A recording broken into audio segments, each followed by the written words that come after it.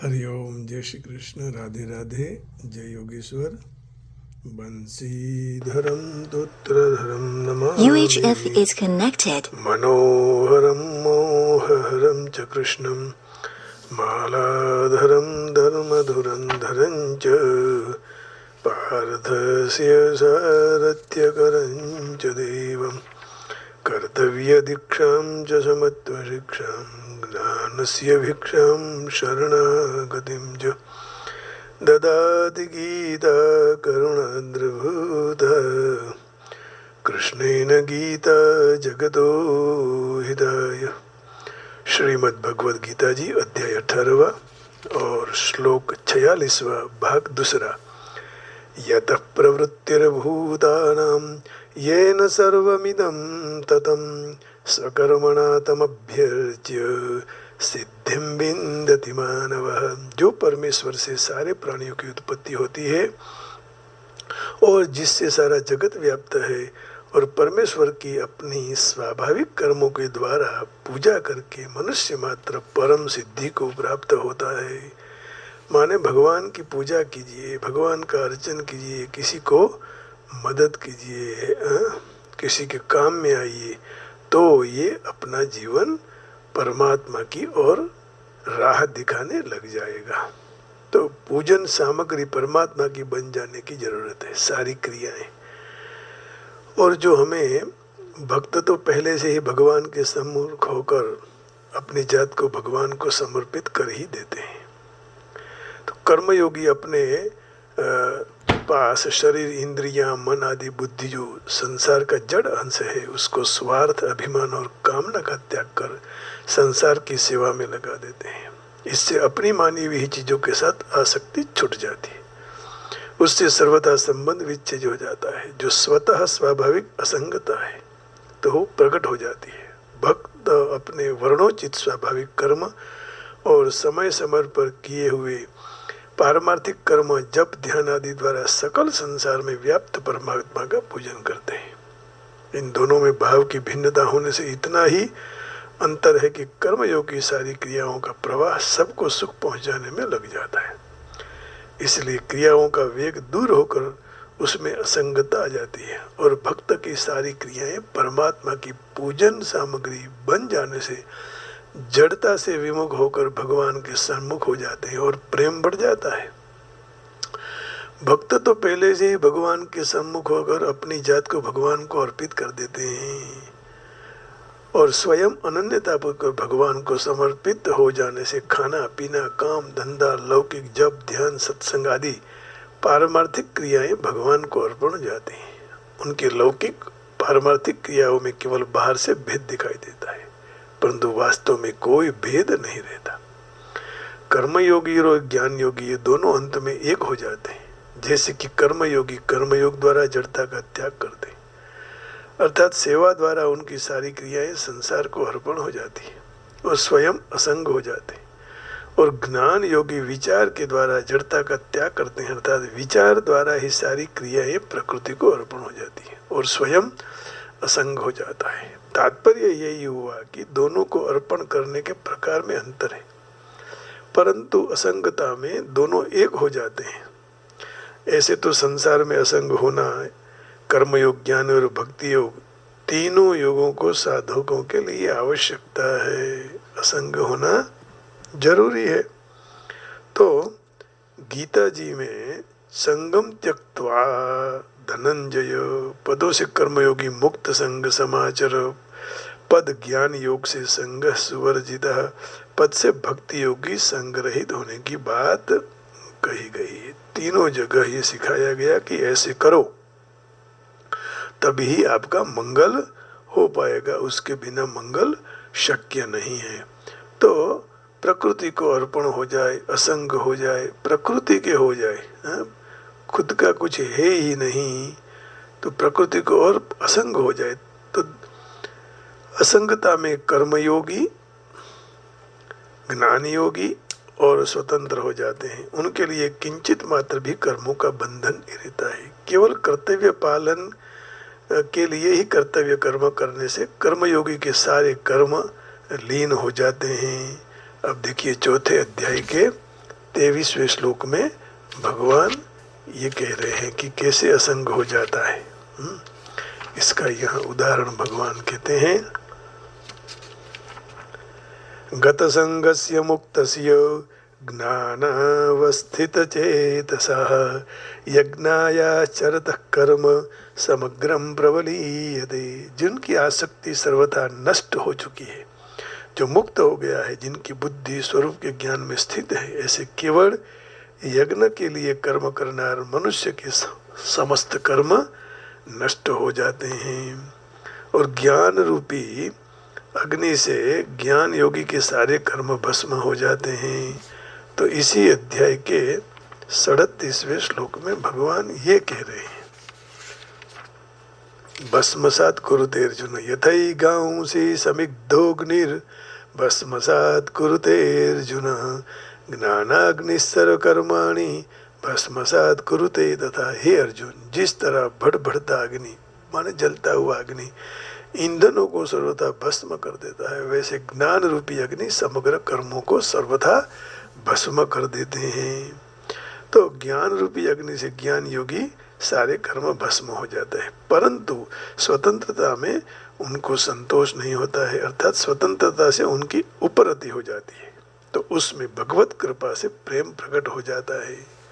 अब देखिए, यहाँ यतः प्रवृत्तिर्भूतानां पदों में आया हुआ प्रवृत्ति पद का अर्थ उत्पत्ति होना चाहिए, क्योंकि परमात्मा से ही सारे प्राणियों की उत्पत्ति होती है, क्रिया नहीं होती है। क्रिया रजोगुणी है। लोभ प्रवृत्तिरारंभ 14वें अध्याय का 12वां श्लोक है ना, 14वां अध्याय और 12वां श्लोक ये रहा आपके सामने। लोभ प्रवृत्तिरारंभ कर्मणामशमस्पृहा रजस्येतानि जायन्ते विवृद्धे भरतर्षभ। हे भरतवंशियों में श्रेष्ठ अर्जुन, रजोगुण बढ़ते ही लोभ प्रवृत्ति कर्मों का आरंभ, अशांति और स्पृहा इच्छाएं बढ़ जाती हैं, वृत्तियां बढ़ जाती हैं। तो प्रवृत्तिरारंभ, अब 14वें अध्याय के 12वां देखिए, 15वें अध्याय के 4थे श्लोक में देखिए प्रवृत्ति पद उत्पत्ति के अर्थ में बताया है। यत प्रवृत्ति प्रसृत पुराणी, 14वें अध्याय के 15वें अध्याय के 4वें श्लोक में, 15वां अध्याय और 4था श्लोक, यत प्रवृत्ति भगवान यत प्रवृत्ति प्रसृता पुराणी निर्माणमोहाजित संगदोष ततः पदं तत्परिमार्गितव्यं यस्मिन् गता न निवर्तन्ति भूयः तमेव चाद्यं पुरुषं प्रपद्ये यतः प्रवृत्ति प्रसृता पुराणी। उसके बाद तो परम पद स्वरूप परमेश्वर को शोधना चाहिए, ढूंढना चाहिए, जिसको प्राप्त हो चुके मनुष्य फिर वापिस संसार में नहीं आता, और जिससे अनादिकाल से चली आती सृष्टि विस्तृत होती है। तो वह आदि पुरुष परमात्मा के मैं शरण में हूँ, पुरुष परमात्मा के शरण में मैं जा रहा हूँ। ततः पदम तत्परिमार्गितव्यं यस्मिन् गता न निवर्तन्ति भूयः तमेव चाद्यं पुरुषं प्रपद्ये यतः प्रवृत्ति प्रसुता पुराणी। उनके पास ही जा रहा हूँ। तो संसार भगवान का पहला अवतार है। आद्योवतारः पुरुषः परस्य, श्रीमद्भागवत जी 2 स्कंद 6 अध्याय 41वां श्लोक। संसार भगवान का पहला अवतार है, इसलिए संसार भगवान की मूर्ति है, भगवान का श्री विग्रह है। अब उस मूर्ति में हमें भगवान की पूजा करनी चाहिए, फूल चढ़ाना चाहिए, चंदन लगाना चाहिए। ऐसा अपना भाव मूर्ति में न होकर भगवान में होता है, अर्थात अपने मूर्ति ही नहीं भगवान की ही पूजा कर रहे हैं। इसलिए इस तरह सारी क्रियाएं के द्वारा संसार रूप में भगवान का पूजन करना है। श्रोता कथा सुनकर वक्ता का पूजन करे, वक्ता कथा सुनकर श्रोता का पूजन करे। इस तरह सारे अपने अपने कर्म के द्वारा एक दूसरे का पूजन करें। दृष्टि भगवान की तरफ होनी चाहिए, ब्राह्मण क्षत्रिय वैश्य आदि वर्ण की तरफ नहीं। तो संसार में असंग न होना कर्मयोग, ज्ञान और भक्ति योग। तो संगम त्यक्त्वा 5वें अध्याय के 11वें श्लोक में कहा संगम त्यक्त्वा धनंजय। एक एक बाबत भगवान इस तरह अच्छी तरह से समझा रहे हैं, 5वें श्लोक में कह रहे हैं, है ना। अध्याय है 5वां और 11वें श्लोक में,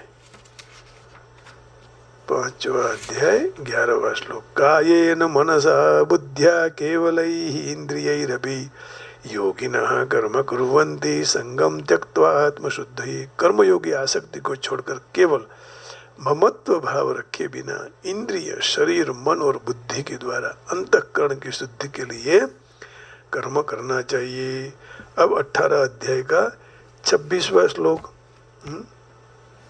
माने इसी अध्याय के 26वें श्लोक में भगवान ये कह रहे हैं मुक्त संग बनो, मुक्त संगो नहम वादी धृत्युत्साह समन्वितः सिद्ध्य सिद्ध्योर्निर्विकारः कर्ता सात्विक उच्यते। जो कर्ता राग रहित, कर्तृत्व अभिमान से रहित, धैर्य और उत्साह धारण करने वाला, कार्य की सिद्धि के लिए असिद्धि में हर्ष, शोक आदि विकारों से रहित है, वह सात्विक कहा जाता है। संग वर्जिता 11वें अध्याय का 55वां श्लोक देखिए, 11वां अध्याय और 55वां श्लोक। मत कर्म कृन् मत परमो मत भक्त संग वर्जितः निर्वैरः सर्वभूतेषु यस्य मामेति पांडव। तो भगवान ने कथा कौन प्राप्त कर सके, कौन प्राप्त कर सकता है? तो हे पांडुपुत्र, जो मेरे लिए ही कर्म करने वाला, मेरे परायण हो, मेरा ही प्रेमी भक्त, सर्वदा आसक्ति रहित हो, सर्व प्राणियों के प्रति वीरभाव से रहित, वही भक्त मुझे प्राप्त हो सकता है, उसी को भगवान मिलते हैं। तो भगवान श्री राम ने ऋषि मुनियों को प्रणाम करते हैं तो भगवान का भाव से प्रणाम करते हैं, क्षत्रिय भाव से नहीं। पूजा में खास यही बात है कि सब कुछ भगवान का और भगवान के लिए है।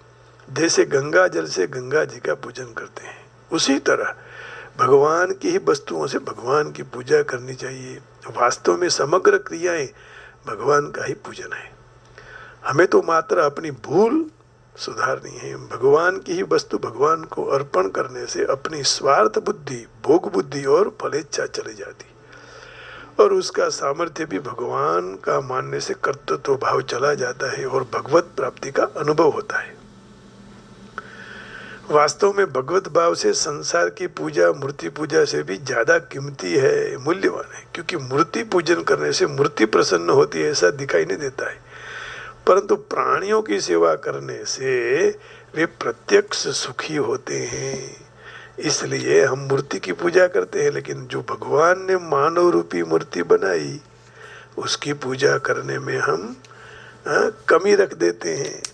तो उनको भी इतना ही आदर देना चाहिए। जो व्यक्तियों को भगवान का स्वरूप मानकर कर्मों से और पदार्थों से उनकी सेवा की जाए तो फिर बात ही क्या कहने की। तो संसार अदृश्य हो जाएगा, एकमात्र भगवान ही रह जाएंगे और सर्व कुछ भगवान ही है, इसका अनुभव हो जाएगा। जैसे डोरी में सर्प का भ्रम होते ही जब भ्रम होते ही सांप लगता है, भ्रम नष्ट ही वह डोरी लगती है। तो इस तरह भगवान में जगत का भ्रम नष्ट होते ही जगत रूपी अदृश्य हो जाएगा और भगवत रूपी रहेगा, क्योंकि जगत को हमारी एक मान्यता है, परंतु वास्तव में सब भगवान ही है।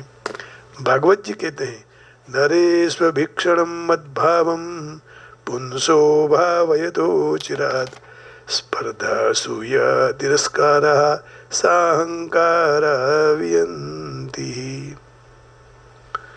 तो संसार में भगवान ने जो बनाया है उसी को ही सम्मान दो, यही सबसे बड़ी बात है। तो संसार ही फिर न रहेगा, न रहेगी बांसी न बांस न बांसुरी। जब भक्तों के सारे स्त्री पुरुषों में मेरा ही भाव हो जाए और उसमें मुझे देख ले, तो तुरंत ही उसमें चित्त में से ईर्ष्या, देश, दृष्टि, तिरस्कार आदि दोष अहंकार सहित नष्ट हो जाता है। स्त्री पुरुषों में भगवान को देखना इसलिए कहा कि अपने हम लोग प्राय क्या करते हैं, स्त्री पुरुषों में गुण दोष देखते हैं जिनसे उसमें भगवत भाव नहीं होता है। इसलिए स्त्री पुरुषों में गुण दोष न होते ही मात्र भगवान को देखने से सारे प्राणियों पदार्थ में सरलता से भगवत भाव हो जाएगा। तो जब भक्तों को सब स्त्री पुरुषों में भाव ऐसा हो जाएगा तब तुरंत ही उसमें ईर्ष्या अहंकार नष्ट हो जाएगा। गीता जी में भगवान ने कहा है, अहम आत्मा गुणाकेश सर्वभूताशय स्थितः, संपूर्ण प्राणियों के अंतःकरण में रहे हुआ आत्मा मैं हूँ। इसलिए भगवत भाव से कोई प्राणी की सेवा आदर सत्कार करेंगे तो भगवान की ही सेवा हो जाएगी। जो यदि किसी का अपमान करेंगे, तिरस्कार करेंगे तो भगवान का तिरस्कार होगा। कर्षयन्तः शरीरस्थं भूतग्राममचेतसा। तो जैसे ज्ञान मार्ग में गुण ही गुण वर्तते रहे, गुणा गुणेषु वर्तन्ते इति मत्वा न सज्जते, इस तरह भक्ति मार्ग में भगवान की वस्तुओं से भगवान का पूजन हो रहा है, परंतु दोनों में अंतर है। गुणा गुणेषु वर्तन्ते जड़ता की प्रधानता है और ज्ञान मार्ग की त्याग कर दे परंतु स्वकर्मणा तमभ्यज्य सिद्धिम विन्दति मानव, चिन्मयता की प्रधानता है जिसको भक्ति मार्ग की ग्रहण करते हैं। इसलिए भक्ति मार्ग में जड़ता नहीं है, संसार रूपी अदृश्य हो जाता है और वह भक्त के रूप में भगवत रूप में प्रकट हो जाता है, क्योंकि वास्तव में भगवान ही है। साधक जो जगत को जगत रूप में देखे तो उसकी सेवा करे और भगवत स्वरूप देखे तो उसका पूजन करे, तो अपने लिए कुछ न करे, क्योंकि अपने कर्म करना वो बंधन है। संसार के लिए कार्य करना सेवा है, तो भगवान माटे करना यही तो पूजा है। कोई भी काम करो भगवान के लिए कर रहे हैं तो ये फिर पूजा हो गई। आइए यहाँ भगवत पाद क्या कह रहे हैं ये थोड़ा देख लेते हैं। भगवत गीता में मनुष्य का व्यावसायिक कर्तव्य का निर्देश रखा हुआ है। थोड़ी इसमें ज़्यादा चर्चा है तो मैं सोच रहा हूँ कि संक्षिप्त में ले लेंगे। ब्राह्मण, क्षत्रिय, वैश्य, शूद्र के कर्तव्य विशिष्ट प्राकृतिक गुण अनुसार नियत किए गए हैं। मनुष्य को अन्य कर्तव्य का अनुकरण नहीं करना चाहिए। जो मनुष्य स्वभाव है यदि शूद्र के द्वारा कर्म प्रति आकृष्ट हो तो वह अपने कृत्रिम तरीके से ब्राह्मण नहीं कहना चाहिए, फिर वह ब्राह्मण कुल में जन्म क्यों न लिया हो। कई ब्राह्मण ऐसे हैं जो शूद्र जैसे काम करने लग जाते हैं, कई शूद्र ऐसे हैं जो ब्राह्मण के लिए तरह काम करते हैं। तो मनुष्य अपने स्वभाव अनुसार कर्म करना चाहिए। परमेश्वर की सेवा में यदि किया जाए तो कोई कर्म घृणा पात्र नहीं है। ब्राह्मण का व्यावसायिक कर्म निस्संदेह सात्विक है, परंतु जो कोई मनुष्य स्वभाव अपना छोड़कर सात्विक न हो तो ब्राह्मण के व्यावसायिक कर्तव्य धर्म का अनुकरण नहीं करना चाहिए। माने योग्यता न हो तो हमें ब्राह्मणत्व न हो तो फिर यहाँ जो IT लोग आके पूजा पाठ करवाते हैं नहीं करवाना चाहिए, है ना, क्योंकि ये यह मना कर रहे हैं गीता जी, क्योंकि आप में ब्राह्मणत्व नहीं है, आप नियम तो पालते नहीं हो। फिर अपने कर्तव्य अपने स्वभाव में जो है वही करना चाहिए। क्षत्रिय या शासक कितना निंद्य उसके लिए निंद्य बाबत होती है। क्षत्रिय को शत्रु को हरने के लिए हिंसक होना पड़ता है, कई बार कूटनीति के कारण असत्य कहना पड़ता है। ऐसी हिंसा और दौरंगीपना राजकारण में चलता है, परंतु क्षत्रिय के पास ऐसी अपेक्षा नहीं है।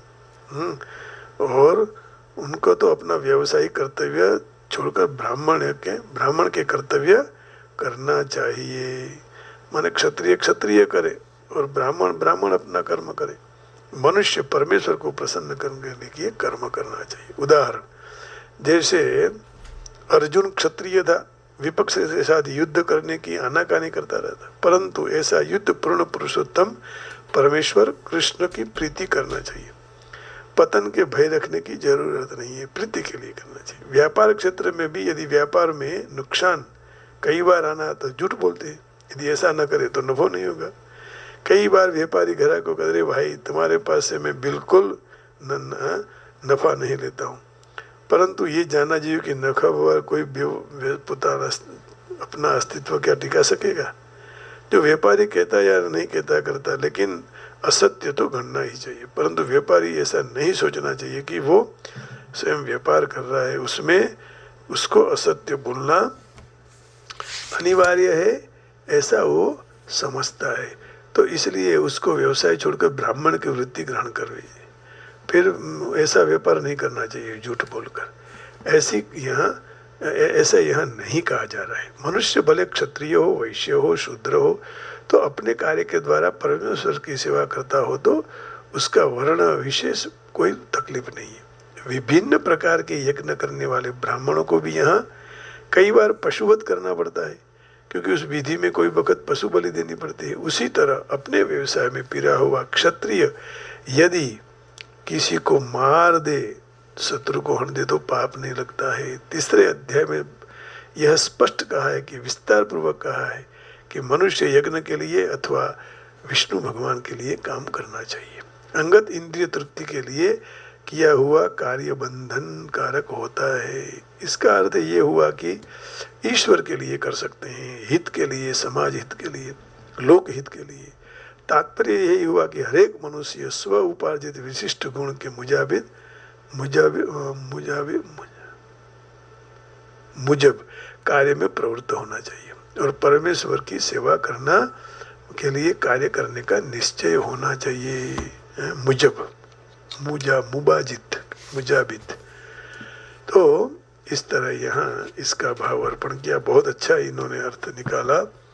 तो श्लोक हमारा था, यतः प्रवृत्तिर्भूतानां येन सर्वमिदं ततं स्वकर्मणा तमभ्यर्च्य सिद्धिं विन्दति मानवः। From whom all beings come into being and by whom the whole universe is pervaded. By worshipping him through the performance of the own natural duties, man attains the highest purification. यहाँ भी कह रहे हैं, by worshipping of the Lord, who is the source of all begins and who is all pervading, a man can attain purification through performing his own work. तो अपना अपना काम, अपना अपना सत्संग करना चाहिए, भजन करना चाहिए, और इस संसार में जो कुछ कर रहे हैं मैं वो भगवान के लिए ही कर रहा हूँ, यदि यही भाव आ जाएगा तो फिर कोई तकलीफ ही नहीं है, फिर मंगल ही मंगल है। तो ऐसे मंगल के लिए क्या करना चाहिए? तो बोले हरि का भजन करो। हरि का भजे सो हरि का होय। यदि हम हरि का भजन करेंगे तो हम भगवान के बन जाएंगे, और भगवान के बन गए फिर हमें किसकी जरूरत पड़ेगी? किसी की भी जरूरत पड़ती नहीं है। आइए, हम भगवान शिव जी का अभी बहुत बड़ा उत्सव होने वाला है और नज़दीक समय में आ रहा है, तो थोड़ा भगवान का हम संकीर्तन कर लेंगे।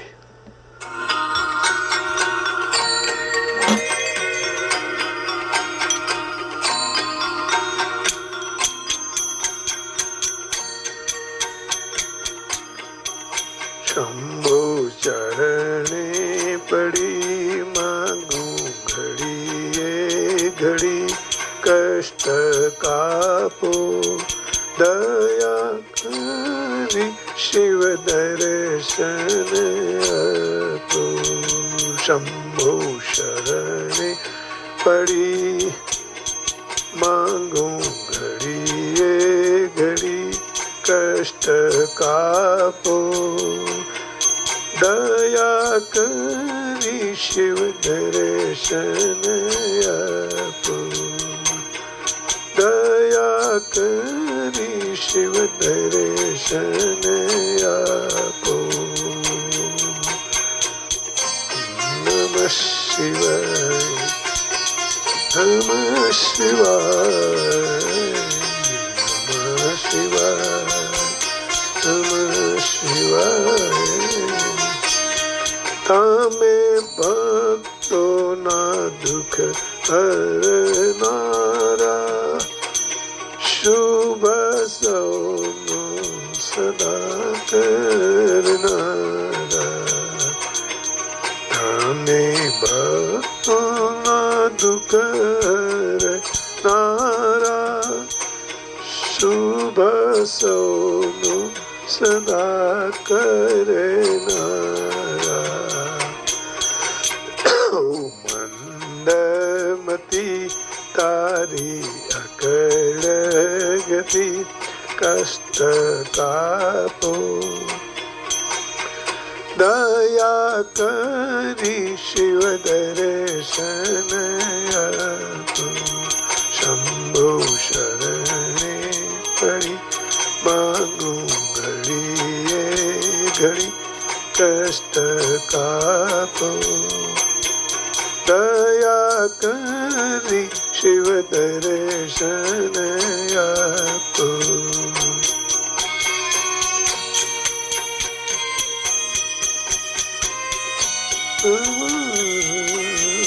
શિવ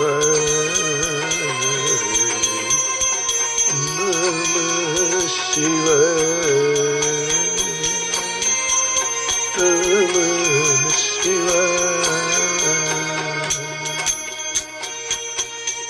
નમઃ શિવ અંગે ભસ્મ સ્મશાનની ચોળી સંગે રાખો સદા ભૂતે ટોળી અંગે ભસ્મ સ્મશાનની ચોળી સંગે રાખો સદા ભૂત ટોળી ભાવે ચંદ્ર ધર્યો કંઠે વિષ ભર્યો અમૃત આપો દયા કરી શિવ દર્શન આપો શંભુ ચરણે પડી માંગુ ઘડીએ ઘડી કષ્ટ કાપો દયા કરી શિવ દર્શન આપો હરે કૃષ્ણ કૃષ્ણ કૃષ્ણ હરે હરે દેતીને તીજવે કહે છે મારું ચિતરું ત્યાં જવા છે દેતીને તીજવે કહે છે મારું ચિતરું ત્યાં જવા છે સારા જગમાં છે તું વસુંતારામાં હું શક્તિ આપો દયા કરી શિવ દર્શન આપો શંભુ શરણે પડી માંગુ ઘડીએ ઘડી કષ્ટ કાપો દયા કરી શિવ દર્શન આપો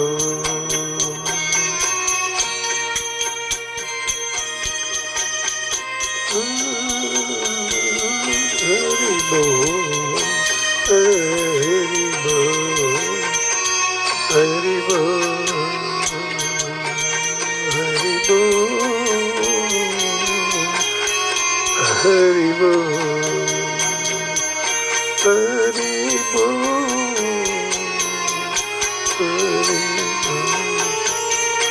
આપો દ્રષ્ટિમાં તેજ અનોખું સારી સૃષ્ટિમાં શિવ રૂપ દેખું आपो दृष्टि तेज अनोखो सारी सृष्टि शिव रूप देखो मारा दिल में वसो आवी है हसो शांति स्थापो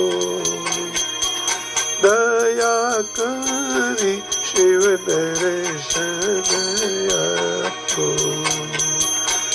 गो शरणे पड़ी मांगू घड़ी कष्ट कापो दया करी शिव दर्शन आपो। हरे कृष्ण हरे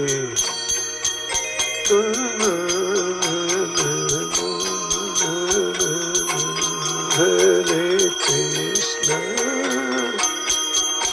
हूँ तो एकल पंथी प्रवासी छता आत्मा के उदासी हूँ तो एकल पंथी प्रवासी छत आत्मा प्रेम उदासी थाक्यो मती रे मती कारण जड़ तो नथी समझण आपो दया करी शिव दर्शन आपो शंभु शरणे पड़ी मांगू